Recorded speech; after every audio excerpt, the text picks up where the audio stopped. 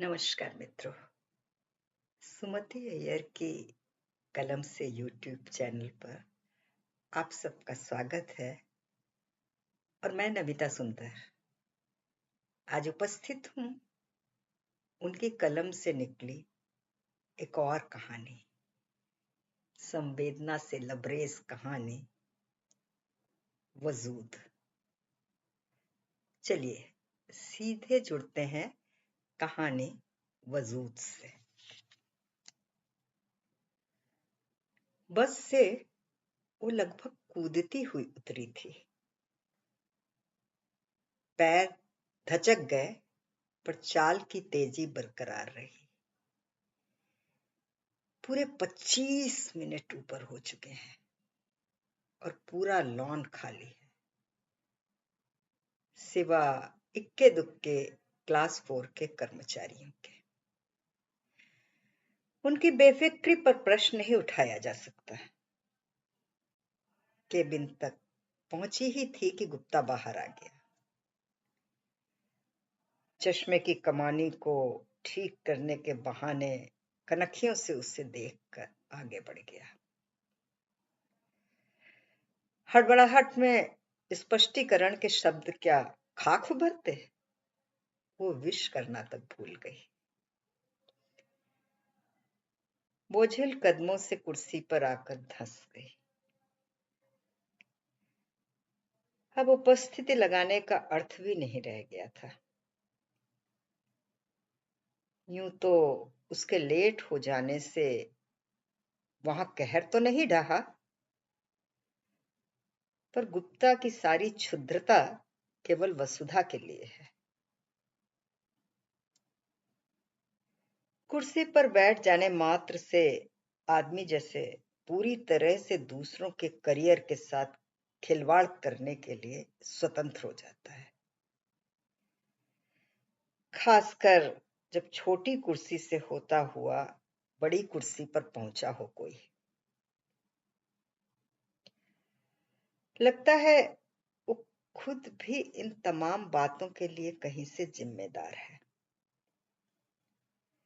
जितनी भी जल्दी उठती है, सारे काम निपटाकर गुड्डू को क्रच में छोड़कर जब स्टॉप पर आती है तो पूरे 9:15 हो ही जाते हैं। वो अब भी कभी कभार रोता है और उसे यूं रोता हुआ छोड़कर आती है तो अपने भीतर के अपराध बोध को दबा नहीं पाती। सारा का सारा दिन जब भी खाली होती, गुड्डू की नीली आंखें और कोहनियों से बहती नाक को पोंछता चेहरा याद आता। वो रोने रोने को हो आती। केबिन का दरवाजा भड़ाक से खुला और मिसेस कपूर का स्वर लहराता हुआ भीतर दाखिल हुआ। हाय, क्यों आज फिर देर कर दी? बेटा रोया था क्या? उसकी आंखों में गुड्डू का चेहरा फिर उभर आया। नम हो गई आंखें। ओहो, तू तो बस इसी में रो दी। मेरा हनी तो अब भी चीखता है, आज भी चिक्का सी। पर मैं तो आया को थमा के चल देती हूँ। रोता रहे पीछे से, घंटा 2 घंटा रोएगा फिर तो चुप करेगा ही ना। उसकी जैसी बेफिक्री कहां से लाए वो? कितनी तो गठाने उसने बांध रखी हैं अपने इर्द गिर्द। कभी मुक्त हो पाएगी वो इनसे? लगता है ये गठाने धीरे धीरे उसे ही, उसके वजूद को ही कसने लगी हैं, धीमे धीमे। इनकी गिरफ्त जैसे ही कुछ और कसेगी वो चीख पड़ेगी। देख तो साड़ी कैसी है? शिरीन का कजन गया था पाकिस्तान, लेकर आया। उन्होंने पैकेट खोलकर जामुनी रंग की साड़ी फैला दी। साड़ी उसे खूब प्यारी लगी, इतनी मुलायम कि मुट्ठियों में आ जाए। वो हाथ फेरती रही। तू भी ले ले एक, तेरे पास तो है भी नहीं। बस हाथ फेर कर रख देती है। उसका चेहरा अपमान से लाल हो गया। ये तो मिसेस कपूर का पुरजोक मजाक रहता है कॉमन रूम में कि वसुधा साड़ियों के दाम सुनकर सिर्फ उंगलियां फेर देती है। सचमुच उसे भी लगता है कि उन फिसलती उंगलियों के बीच उसकी सारी इच्छाएं रेत की मानिंद फिसलती जा रही हैं। ये आज से नहीं, कच्ची उम्र से हो रहा है। दफ्तर में उसने ऐसी लड़कियां भी देखी हैं जो सिर्फ 2 जोड़ साड़ियों में दाखिल होती हैं और महीना 2 महीना बीतते न बीतते साड़ियों का खासा अंबार लगा देती हैं। बस एक वो है, एक वही है जो। उसकी आंखें शायद फिर नम होने लगी। अच्छी है ना? उसे झटका लगा। अच्छा हुआ मिसेस कपूर की नजर साड़ियों पर लगी है। क्या हो गया है? इधर कुछ महीनों से आंखें भरने के अलावा सारा काम भूल चुकी है। कभी उसकी आंखें हंसती भी हैं, उसे याद नहीं आ रहा। खूब प्यारी है। उसने हंसने की चेष्टा करी और साड़ी को तहाने लगी। तेरे साहब गए लखनऊ? हाँ। कब तक लौटेंगे? उसे स्वयं नहीं पता। प्रशांत कुछ बोलकर भी नहीं गया था। तय था और मुकम्मल। लौटना उसकी मर्जी पर है। इधर लगातार जाना वो कई दिनों से महसूस करने लगी थी कि कहीं कुछ घट रहा है, अनजाने में, जिस पर उसका कोई बस नहीं है। घर की हवा भी कुछ अपरिचित सी होने लगी थी। उन दोनों के बीच बहुत दिनों से कुछ सुलगने लगा था और संवादों में तीखापन आ गया था। एक निश्चित समय के बाद संवाद धीरे धीरे भोथरे होने लगे और फिर जाने कहां लुप्त हो गए। बस गुड्डू ही एकमात्र सेतु बचा था जिसने उन दोनों को जोड़ रखा था। वरना दाम्पत्य के नाम पर एक छत के नीचे रहना और पलंग शेयर कर लेना ही शेष होने लगा था। मिसेस कपूर ने केबिन का दरवाजा भिड़ा दिया और वो केबिन के हिलते दरवाजे को लगातार देख रही थी। उनकी बेफिक्री से उसे अक्सर ईर्ष्या होने लगती है। उसकी तो शुरुआत ही जैसे फिक्र से हुई थी। बाबूजी की मृत्यु भी तो कितनी अप्रत्याशित थी, पर थी भी कितनी सहज। उसने तो काफी बाद में ये महसूस किया कि आदमी अपनी ईमानदारी और आस्था को सलीब की तरह कंधे पर ढोता चलता है और वक्त आते ही उसी सलीब पर लहूलुहान टंग जाता है। ठीक यही कुछ तो हुआ था बाबूजी के साथ। बाबूजी अपनी ईमानदारी ढोते रहे, कोई शिकायत नहीं की। जितना मिलता उतना ही लेते। शायद टूटे भी हों वो भीतर से, पर बाहर कुछ भी जाहिर नहीं होने दिया था। पर वो खूब जानती है कि मौत के दरवाजे तक पहुंचने के कुछ समय पहले ही उनकी तमाम आस्थाएं खंडित होने लगी थी और वे बहुत दिनों तक जी नहीं पाए। उनकी मौत का सबसे दुखद पक्ष यही रहा कि उनकी मौत महज उनकी शारीरिक अनुपस्थिति मात्र होकर रह जाती अगर अर्थतंत्र नहीं चरमराता। बाबूजी जीते रहे भी घड़ी की सुइयों के साथ। मौत से लगा जैसे कोई मशीन अचानक रुक गई हो।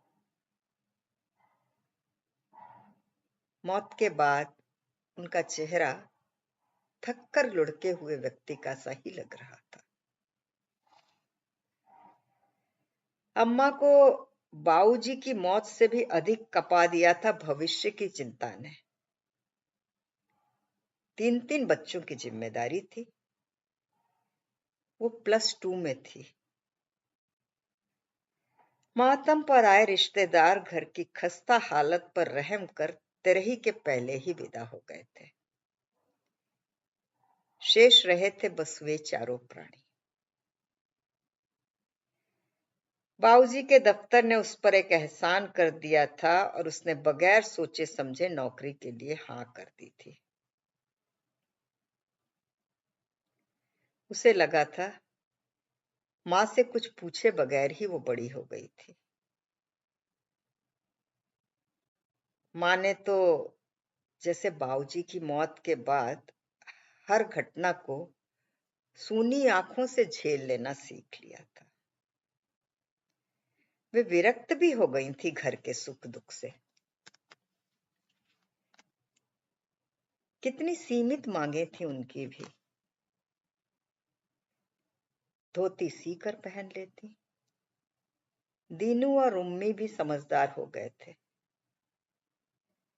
उम्मी घर के कामकाज में हाथ बटाने लगी थी और दीनू संझावाती के साथ घर लौटा था। बाबूजी जब थे उसे घर जबरन लाना पड़ता था।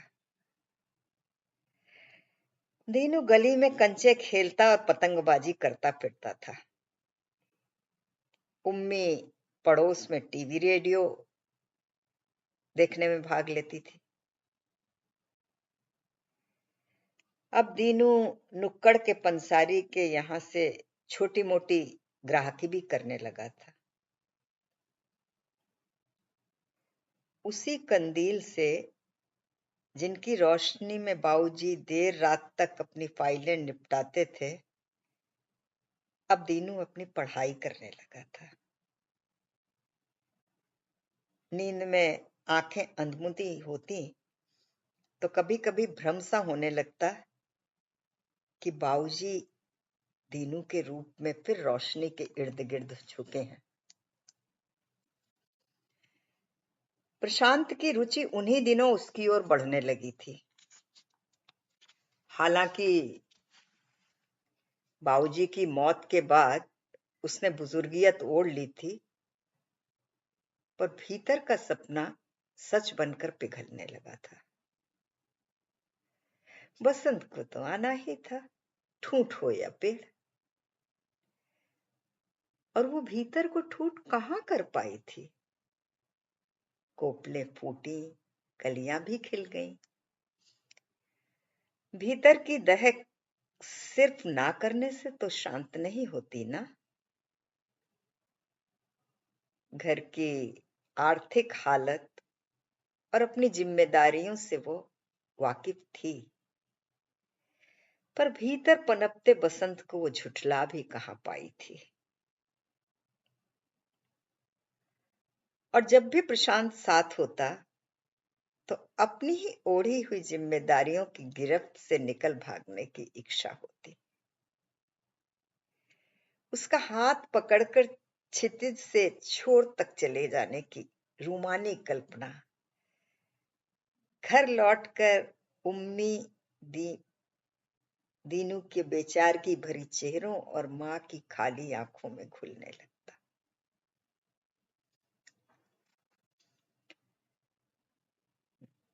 उसका हाथ पकड़कर क्षितिज से छोर तक चलने की रूमानी कल्पना घर लौटते ही उम्मी दीनू की बेचारगी भरी चेहरों और मां की खाली आंखों में खुलने लगती। एंट्री कर ली? फाइलों का पुलिंदा उसकी मेज पर रखकर नेकीराम बोला। बस कर रही हूं। उसने रजिस्टर उठा लिया। गुप्ता जी निर्माण भवन तक गए हैं, शाम तक लौटेंगे। कहो ना भी लौटे। वो सूचना देने के अंदाज में बोला। वो जानती है उसी को खास तौर पर सूचना दी जा रही है,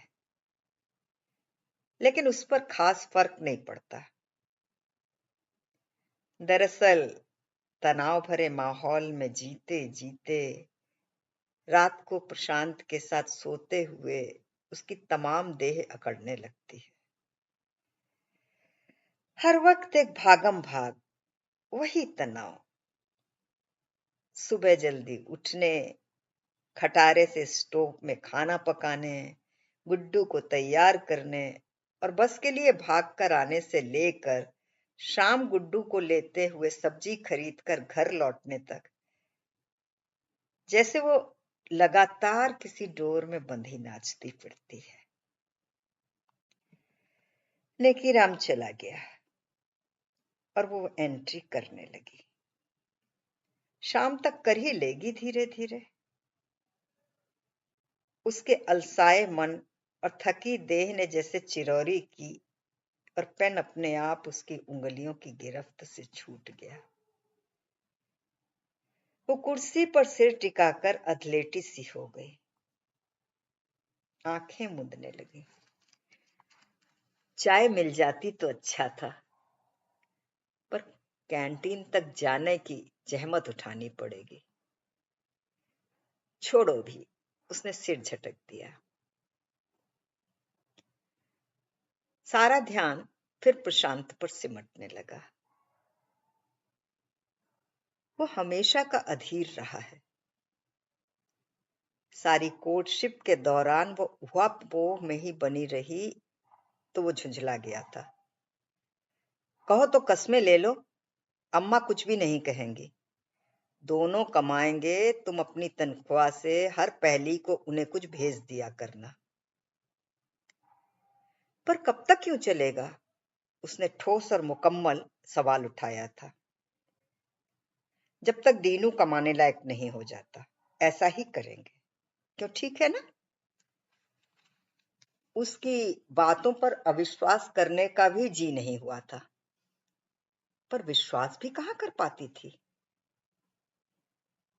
भीतर जैसे पलाश का दहकता जंगल उगाया था। सहसा एक दिन सुबह की चाय के साथ उसने मां से अपनी बात कह डाली थी। मां की आंखों में फिर वही काला साया उभर आया था जिसे उसने बाऊजी की मौत वाले दिन उनकी आंखों में महसूस किया था। आदतन वो कुछ नहीं बोली थी, पर उनका मौन ही कचोट गया था। बाऊजी की मौत के बाद यूं भी वो लगातार चुप्पी लगा गई थी और अपने इर्द गिर्द एक दीवार भी खड़ी कर ली थी। बेटी के कंधों पर चलती गृहस्थी से कहीं सामंजस्य नहीं बिठा पा रही थी, और वो उनकी संस्कारी विवशता थी।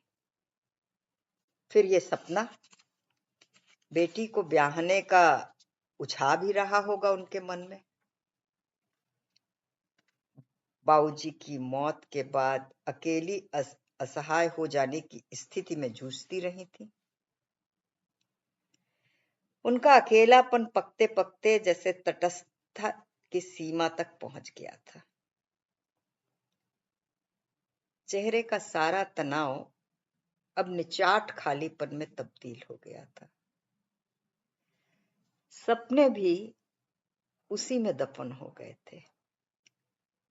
शायद यही वजह थी उन्होंने कोई प्रतिक्रिया जाहिर नहीं की। प्रशांत एक बारगी भड़क गया था। उसकी बेसब्री के आगे वो असहाय बनती जा रही थी। अम्मा के हाँ की इंतजारी में तो हम तुम दोनों ही बुढ़ा जाएंगे। तुम्हारी अम्मा को शोक मनाने से फुर्सत मिली है कभी? अरे भाई, आदमी हादसों से गुजरने के बाद कभी तो नॉर्मल हो ही जाता है। पर अम्मा, उन्होंने तो जैसे जीना ही बंद कर दिया है।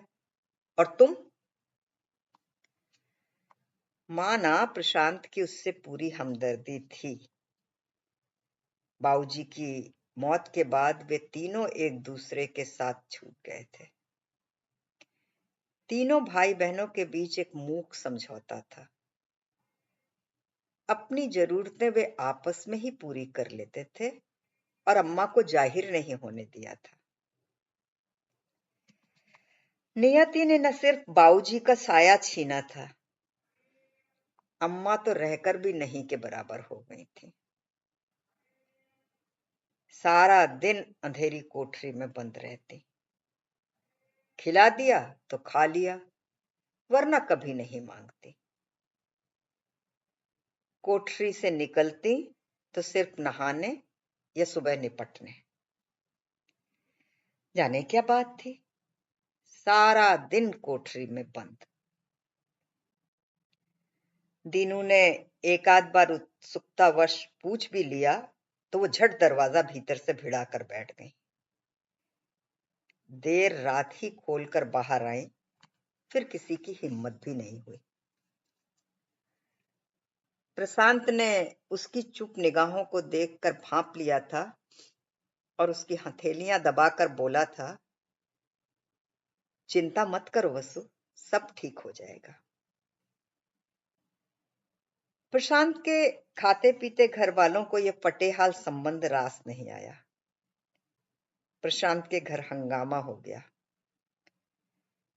घर वालों की तमाम इच्छा के विपरीत तय हुआ। यहां मातमी चुप्पी उसे खा रही थी और प्रशांत, वो घर भर के सुलगते सवालों और आरोपों को झेल रहा था। पुश्तैनी कारोबार छोड़कर वो उसके साथ शहर आ गया। वो इस बात को आज भी नहीं समझ पाई है कि वो कौन सा बिंदु था जिसने प्रशांत को इन तमाम विरोधों के बावजूद उसका हाथ थाम लेने को विवश कर दिया होगा। सब जैसे पलक झपकते ही हो गया। दिल्ली में उसकी नौकरी लग गई थी और उसका तबादला आराम से हो सकता था। सुझाव प्रशांत का ही था। उसने भी सोचा था कि इस व्यवस्था से अम्मा यथार्थ में लौट आने के लिए बाध्य हो जाएंगी। अम्मा और उम्मी को आश्वासन की डोर पकड़ाकर वे दोनों दिल्ली आ गए। पर उसका अंदाजा गलत निकला। दीनू के पत्रों से लगा अम्मा खोल से नहीं निकली और उसने उम्मी और दीनू की जिम्मेदारी संभाल ली थी। उसके पत्र सिर्फ निर्देशों से भरे होते, खासकर उम्मी के लिए, जिसके अकेले होने का एहसास उसे दहशत से भर जाता। शुरू के दिनों की याद उसे अब भी गुदगुदा जाती है। जिंदगी भर की मिठास जैसे खुल गई थी उन दिनों।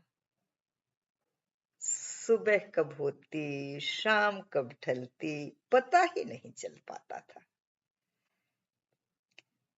बस सैर सपाटे और शाम होते ही बिस्तर में घुस जाना।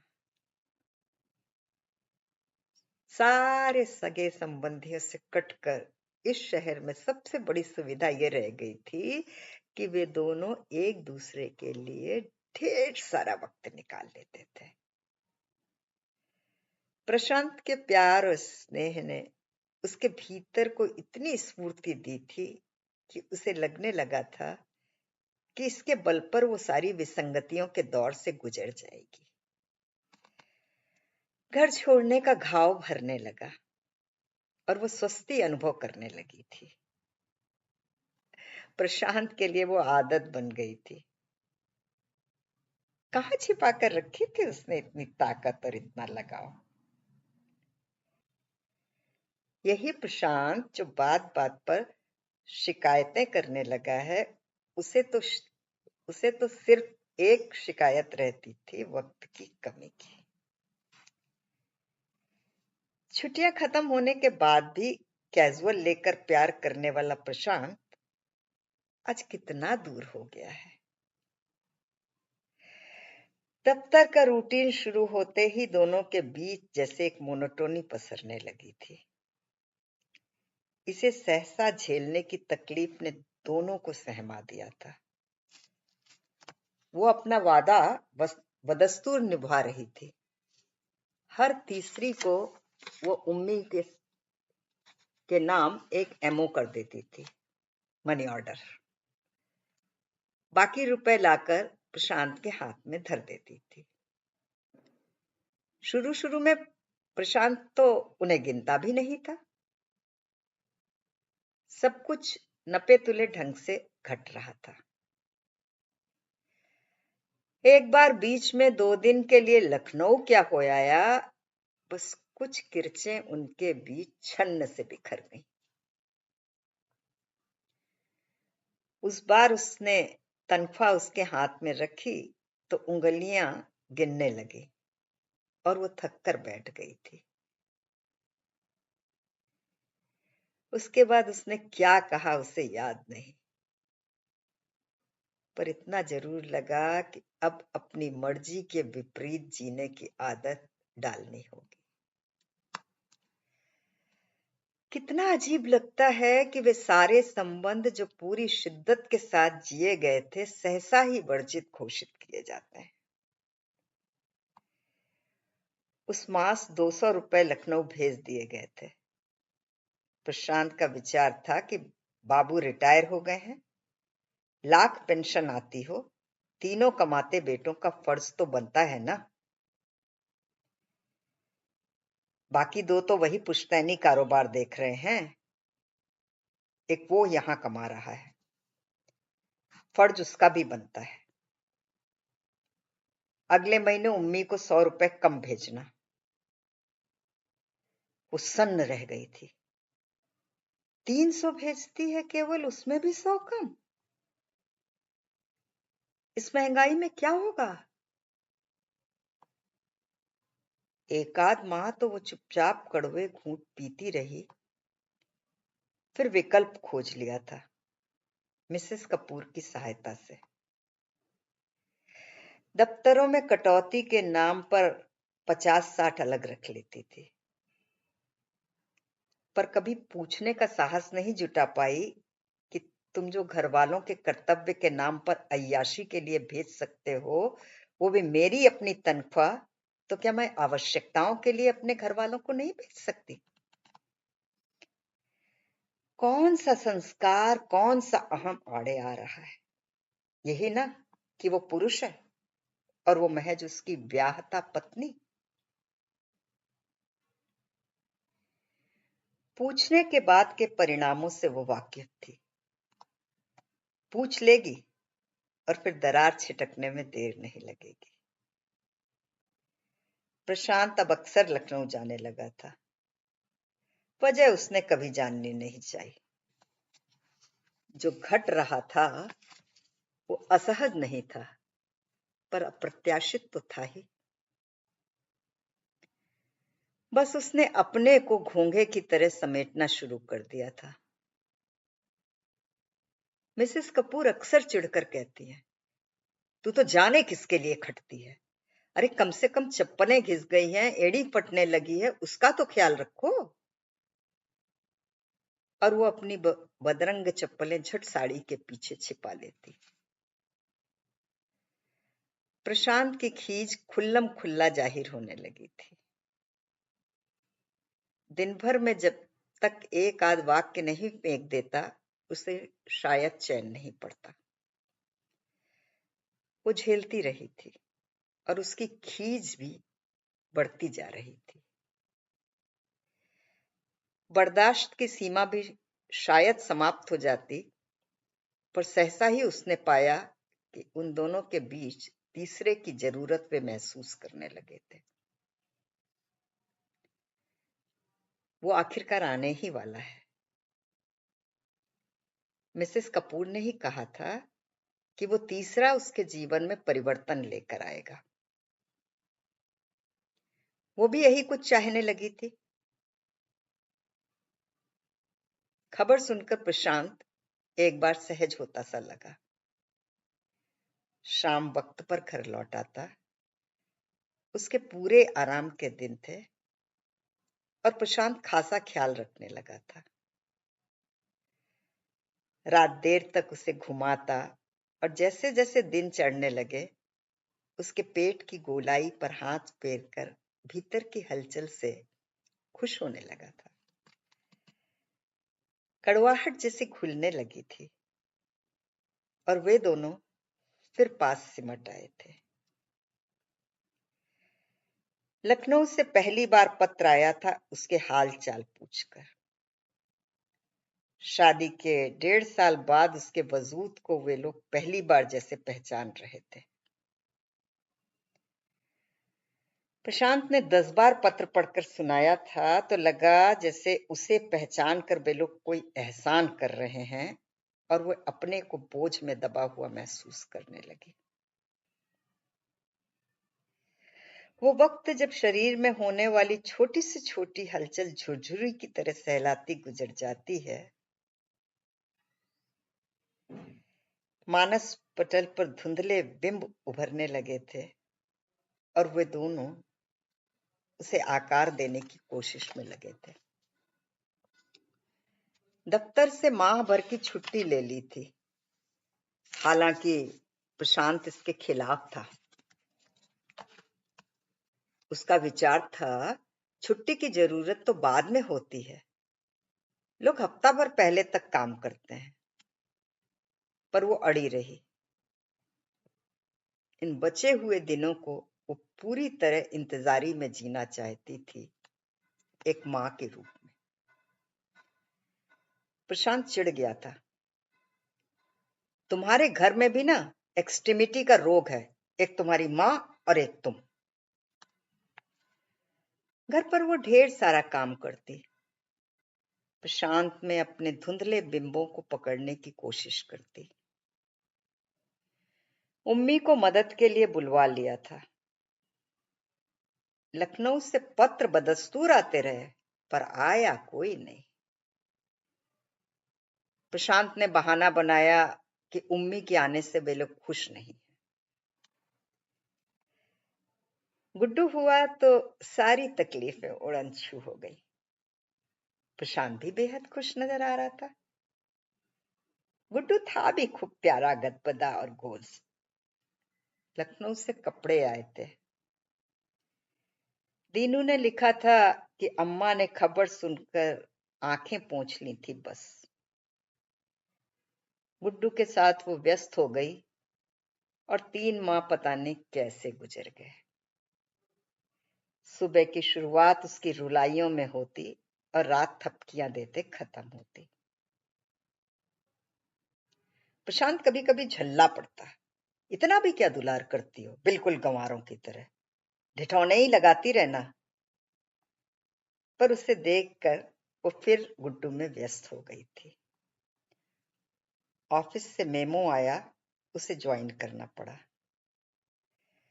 उम्मी के रहते गुड्डू की समस्या हल हो जाती, पर प्रशांत के मूड का क्या भरोसा, कब कैसे पलट जाए, क्या कह डाले। उम्मी की आंखों के आंसुओं को अनदेखा कर उसे वापस भेज दिया था।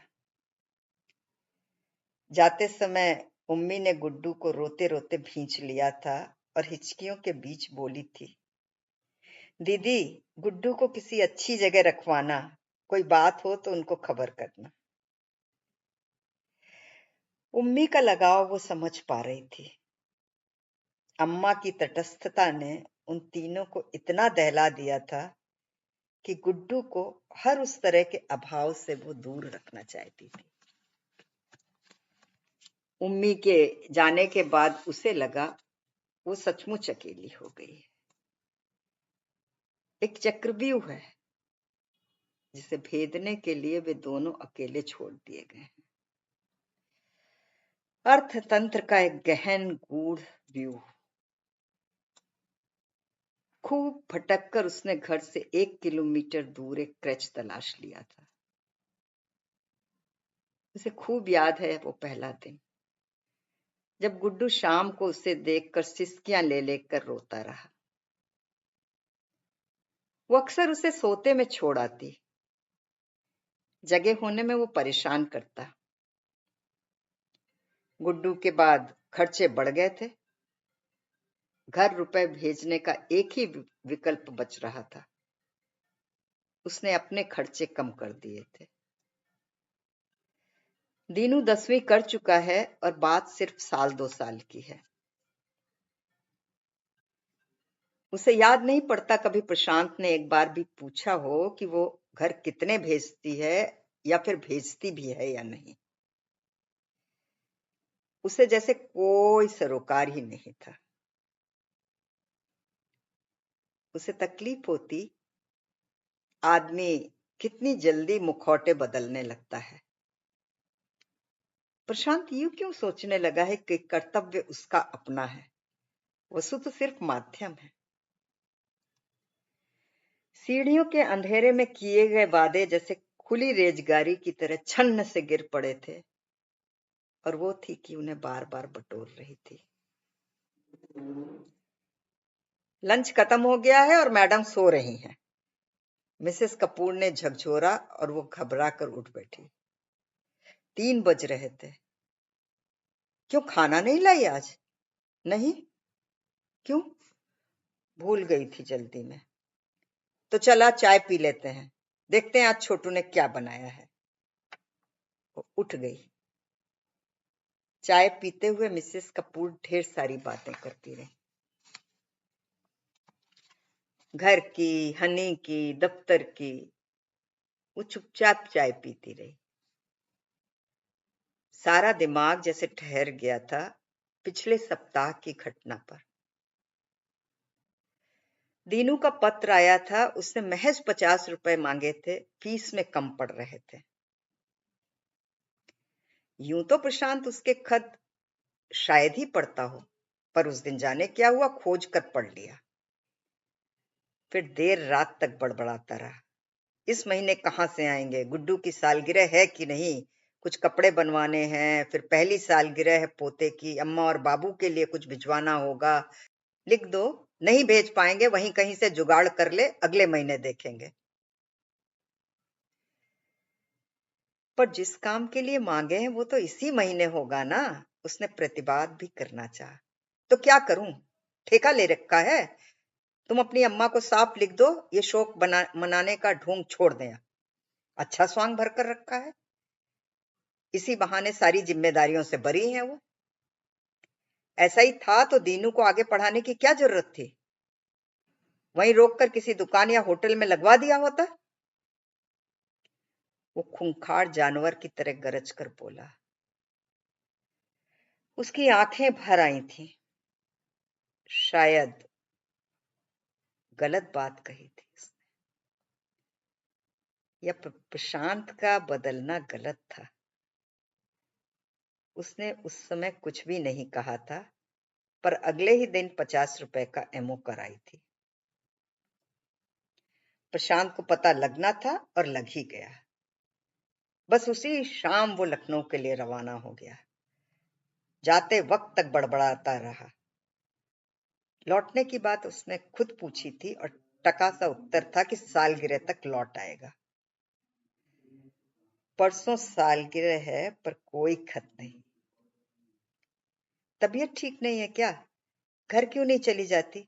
चल मैं छुट्टी दिलवा देती हूँ। मिसेस कपूर उसे घसीटती हुई ले गई। गुप्ता नहीं था, सो वर्मा से कहकर उसे बाहर तक छोड़ने आ गई। रास्ता कैसे गुजरा पता नहीं लगा। गुड्डू को लेकर वो घर आ गई। दरवाजे पर डाकिया खत डाल गया था। प्रशांत की लिखावट थी। दरवाजा खोलकर खत पढ़ने बैठ गई। पढ़कर चुपचाप खत एक ओर रख दिया और पलंग पर पसर गई। आंखें मूंद ली। आंखें गीली होने लगी थी। गुड्डू उससे चिपक कर लेट गया। प्रशांत सिर्फ जीतना चाहता है, इसलिए कि वो पुरुष है और वो महज एक औरत। उसके अनुसार औरत की कोई हैसियत नहीं होती। प्रशांत के निर्णय उसकी जिंदगी की घटनाओं में शुमार हो जाते हैं। निर्णय वो लेता रहेगा और वो उन्हें ढोती रहेगी। खत क्या था? सरकारी आदेश था। नौकरी छोड़कर लखनऊ आने का आदेश, वो भी गुड्डू की सालगिरह के पहले। घर वाले तैयार हैं उसे अपनाने को। प्रशांत वहीं भाइयों के कारोबार में भागीदार बनेगा। उनके इस खत के पीछे छिपे उद्देश्य को वो खूब पहचानती है। ये प्रेम भी अजीब है। एक के लिए अमृत बरसाता है तो वहीं दूसरे के प्रति कहर ढाता है। उसने गुड्डू की ओर देखा। गुड्डू उसके मुंह के पास मुंह लाकर हंस दिया। उसे याद आया, आज गुड्डू क्रिच में उसे देखकर रोया नहीं था, सिर्फ टुकुर टुकुर ताकता रहा था, खाली आंखें लिए। उसे लगा गुड्डू की आंखों में वही खालीपन आता जा रहा है जो उसने बाऊजी की मौत के बाद दीनू और उम्मी की आंखों में देखा था। परिस्थितियों से समझौता करने की विवशता और उसकी तकलीफ, यही कुछ ना, उन खाली आंखों में यही सब ना। उसने गुड्डू को भींच लिया।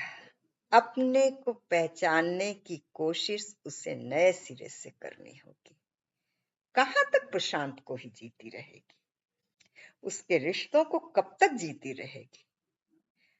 अपने को एक अलग इकाई के रूप में अगर जीना शुरू करेगी तो वो बखूबी जानती है कि प्रशांत का अहम उसे सहन नहीं कर पाएगा और शायद जीवन को कुछ तब्दीलियों से गुजरना होगा। पर अपना वजूद तो वो बचा सकेगी ना। गुड्डू की सालगिरह वो मनाएगी और यहां इसी घर में दीनू और उम्मी को बुलवा लेगी। प्रशांत को लिख देगी कि वो नौकरी नहीं छोड़ सकती किसी भी कीमत पर। उस दिन मिसेस कपूर ने कहा था कि सुख और दुख आनुवांशिक होते हैं वसु। वो उस वाक्य पर यकीन करने लगी थी। सिर्फ प्रतीक्षा का सुख शेष रह गया है और ये लड़ाई वो हारना नहीं चाहती। जिन्होंने उसे कभी नहीं स्वीकारा था, आज सहसा उसके और प्रशांत के बीच में आकर खड़े हो गए। वो ये कतई नहीं चाहती कि हर बार बाजी वे ही जीते। प्रशांत और उसके बीच में उसके घर और उसके बीच में जैसे वे लोग अरूप होकर फैलने लगे हैं। वो नहीं चाहती वो उनसे हार मान ले और सिर्फ प्रशांत को पाने के लिए अपने घर वालों से यूं टूट कर उनके टुकड़ों पर पलने लगे। नहीं, उसे नहीं चाहिए ऐसा दाम्पत्य जीवन। वो प्रशांत को प्यार करती है और पूरी शिद्दत से साथ करती है। प्रशांत लौटेगा और उसे यकीन है वो लौटेगा, फिर कभी न निकलने के लिए। उसे लगा प्रतीक्षा करना आसान नहीं है, फिर भी उसके लिए अब ये प्रतीक्षा करना अपरिहार्य सा हो गया है। और यहां खत्म होती है कहानी वजूद, जब वसुधा ने अपने वजूद पर खुद यकीन किया और उसे गढ़ने के लिए मानसिक रूप से तैयार हो गई। धन्यवाद।